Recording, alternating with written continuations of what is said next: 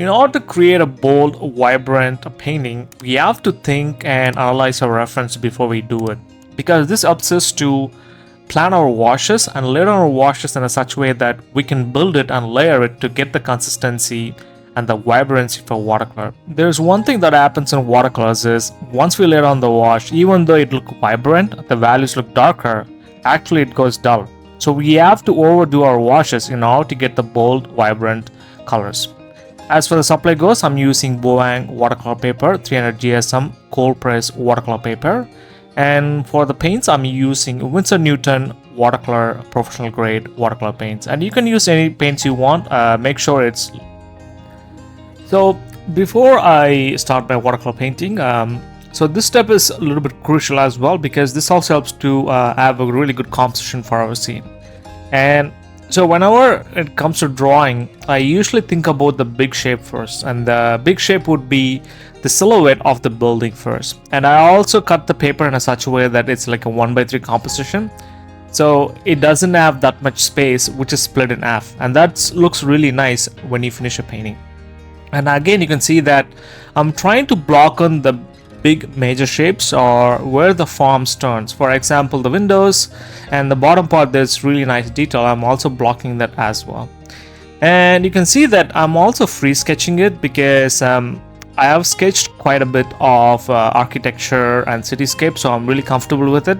But you can also add some lines as well if you want before you do it. So when it comes to the sky, I'm seeing a little bit of warmth and coolness in it, so I'm using Cerulean Blue and a little bit of yellow ochre in it. And you can see that in a matter of seconds I was able to finish the sky. And again, I'm also painting this on sped up the video by 5 times, so I don't paint this fast, so don't get discouraged that I'm painting this fast, or I wish I could paint this fast. So now I'm starting with the first layer of the wash. So the first layer of the wash is nothing but getting the colors you see from your reference. It doesn't have to be as close as to your reference, but it would be nice to capture if you can lay down the color as close as possible to your reference. If you couldn't, that's fine as well. There's one thing when I started painting, I also had this difficulty is like getting really obsessed with exactly what's in my reference. And it's my painting and I want to express it in such a way that how I want it. So it is okay to the little bit of color shifts here and there, because in that way you are expressing your painting and your style. And you can see that I laid on the first wash, and I'm going to combine with the sidewalk, and I'm going to combine it with the road as well. Again, even though it looks darker now, and it's gonna go super dull, and you will see it in a second. And you can see that I also tried to leave some white bits for the street crossing. So now I'm adding some little bit of this sun, this are called glints, which happens on the windows. So I'm trying to add this. For this, I'm using this color called Cerulean. So Cerulean is kind of like this Indian yellow color. And I'm also seeing a little bit of coolness in my the windows as well. I'm adding that as well. And you can see that I'm painting the light side, which is kind of this a little bit of in a warm color, and I'm going to paint a darker color on the other side. And you can see that, so that you can see the forms are turning. And again, you can see that this is a really important shape, so I want to make sure to capture it as close as possible, and I was trying to do it. So now I'm adding the first wash, the underneath layer, and I'm trying to use wet on wet, trying to mix some colors here and there to get the architecture exactly right. And being said that, I was really focused on getting the details right. So there's one thing I also forgot is just laying down the washes for other stuff as well. So for example, for the roof. So let's jump onto the roof. For the roof, and again, you can see that I'm also over exaggerating my colors. So what I mean by that is I'm increasing the consistency, and you will see that it will go a little bit dull. So this is the second wash I'm applying to get the vibrancy or the intensity of the colors, and you can see that it looked vibrant when we applied the first wash, and it looked really dull. So this is a really important thing when you want to create a bold, vibrant cityscape painting, and it is really important to keep layering it till you get the consistency. And it is painful to paint, to go around this windows and stuff. It is really painful to do it, but it is necessary in watercolors, and you will see the magic of once we apply the wash and everything falls into place. And you can see that I'm using wet on wet, and I'm also trying to use the shadow side. For the shadow side, I'm using a little bit of this redness, cadmium red, and a little bit of cobalt blue in it.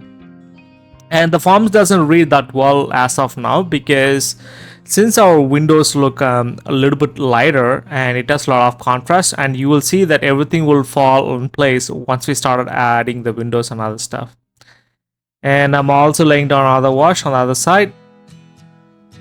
And I also forget to add the top part as well. I totally forget to add that, and I just did that. And you can also see there's also a, it's kind of like a transformer at the bottom. I also added that with a different color, and it is also really nice foil because most of the things are warm here, and that coolness creates really nice contrast. And now I'm focusing on the window shadows, and as you can see from the reference, and again, if I'm using any color from my reference, and I try to see if these colors are somewhere else, and I'll just apply it there. And I'm adding the street sign using French ultramarine blue, and the street sign using cadmium orange, the orange that is left in my palette. So now I'm adding the coolness in the windows, and you can see that as soon as we add those coolness side of the windows, things started appearing on our scene. It started looking three-dimensional already. And I'm also adding the coolness of the shadow on this side, and this side is always a little bit darker, so I'm just going to be going and creating all this coolness. To create that coolness shadow, I'm using yellow ochre, not yellow ochre, cobalt blue, and a little bit of white paint in it. And now I'm adding the pole, and I should have added this at the end, but I'm adding it now. And now I'm adding the shadow side for the roof on the other side. And I know that this on the shadow side, so I'm trying to add that. I'm trying to get the little bit of this contrasted shadows. And you can see it in the reference, and as soon as we add it, and it will separate from one form to another forms eventually. And the same thing I'm also doing for the windows as well, because as I said, if I'm using any color and I'm checking is that color can be used anywhere else. If I see it, I'll go and apply that color, because so that we don't have to mix it again. And you can see that as soon as we add this darker pigment on the windows, and this will start, the windows started looking three-dimensional already. And I'm going to add some window reflections of the sun and the shadows, which is hitting the windows. And again, you can see that we increase the consistency on the building, and still it looks really dull. So I'm just going to go and do over again, but now I'm focusing on adding the windows, because my windows look super flat. I want to make sure to get some 3 dimensions or 3-dimensional look on it. So again, with watercolors, when you start, you feel like you're not getting that painting or getting close to the painting, but once you slowly layer the layering the values, and things will get better and better. And that's the most important thing, is to have some patience and faith while painting watercolors. And you can see that as soon as we add this darker pigments at the bottom of the buildings, and that also came out really nice, created really nice contrast. And now I'm adding the figures. For the figures, I'm using yellow ochre and a little bit of orange paint in it, and there is also a darker figure, and I also have a lighter figure. So whenever I add a darker figure, I try to have opposite of it, like for example like a lighter figure.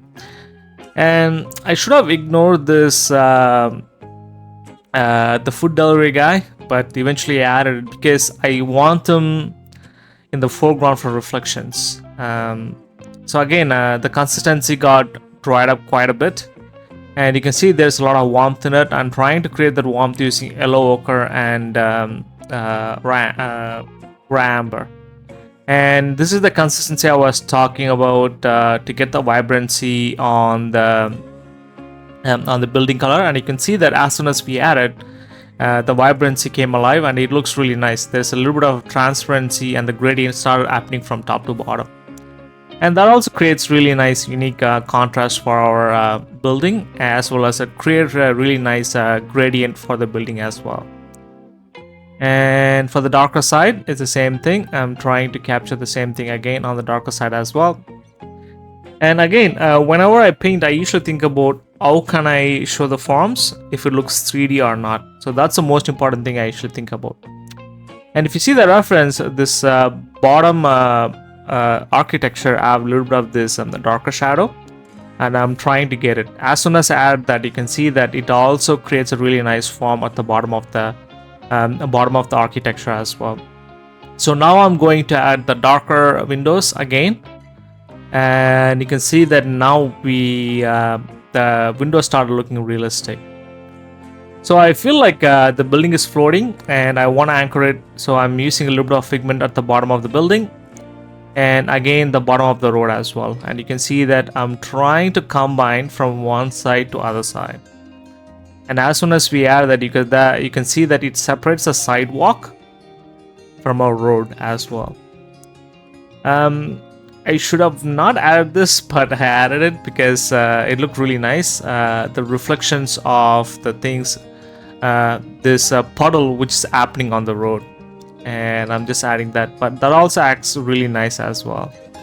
So now once we layer on the wash, once we are happy with the washes, this is where I work with my tertiary details. The tertiary details are nothing but the street poles, the street wires, and everything else.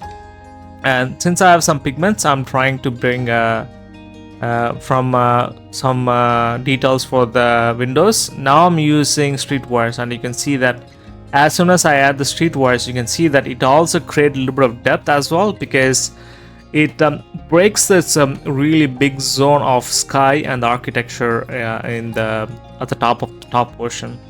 There is also bushes which is underneath the building next to the transformer as well. I'm adding that, and I'm also adding some eyelets using white paint, and to just bring back some of the eyelets back from the painting whichever I missed. And this is how the painting looks like at the end, and you can see that it looked vibrant as well as like really simple as well. And we were able to capture the essence of the scene, and we also able to put our own expression as well. It's just not the painting we just copied from the reference, and we created our own painting. Now it's your turn. Take my reference or use your own reference and apply the techniques what I've showed here, and let's see what you can come up with. Thank you once again for watching this painting tutorial. Please feel free to share your thoughts on the video in the comment section below. If you have any other watercolor related topics you'd like me to cover, reach out to me at watercolorimpressions@gmail.com or leave a comment down below. Don't forget to give this video a thumbs up and be sure to hit the subscribe button to become a part of our learning community. By subscribing, you'll receive weekly upload notifications and stay updated on our channel, and share with your fellow artists, friends and family. And good luck with your painting, folks.